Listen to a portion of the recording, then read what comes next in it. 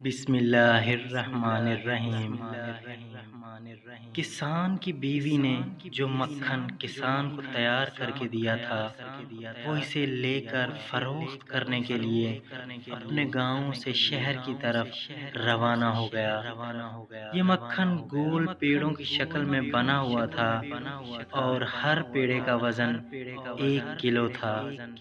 شہر میں کسان نے اس مکھن کو حسب معمول ایک دکاندار کے ہاتھوں فروخت کیا اور دکاندار سے چائے کی پتی، چینی، تیل اور صابن وغیرہ خرید کر واپس اپنے گاؤں کی طرف روانہ ہو گیا۔ کسان کے جانے کے بعد دکاندار نے مکھن کو فریزر میں رکھنا شروع کیا۔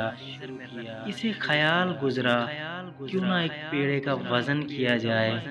وزن کرنے پر پیڑا 900 گرام کا نکلا۔ حیرت و صدمے سے دکاندار نے سارے پیڑے ایک ایک کر کے توڑ ڈالے، مگر کسان کے لائے ہوئے سبھی پیڑوں کا وزن ایک جیسا اور 900 گرام ہی تھا۔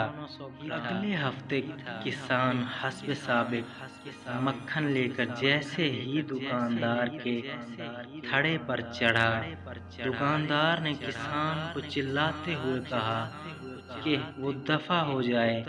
کسی بے ایمان اور دھوکے باز شخص سے کاروبار کرنا اس کا دستور نہیں ہے۔ 900 گرام مکھن کو پورا 1 کلو گرام کہہ کر بیچنے والے شخص کی وہ شکل بھی دیکھنا گوارا نہیں کرتا۔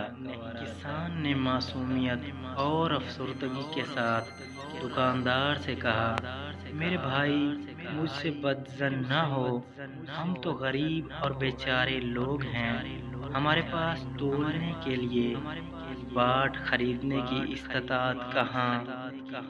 آپ سے جو 1 کلو چینی لے کر جاتا ہوں اسے ترازو کے ایک پلڑے میں رکھ کر دوسرے پلڑے میں اتنے وزن کا مکھن تول کر لے آتا ہوں۔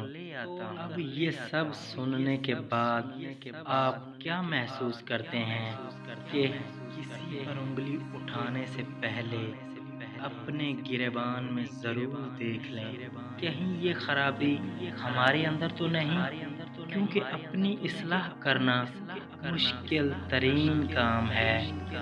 جزاک اللہ۔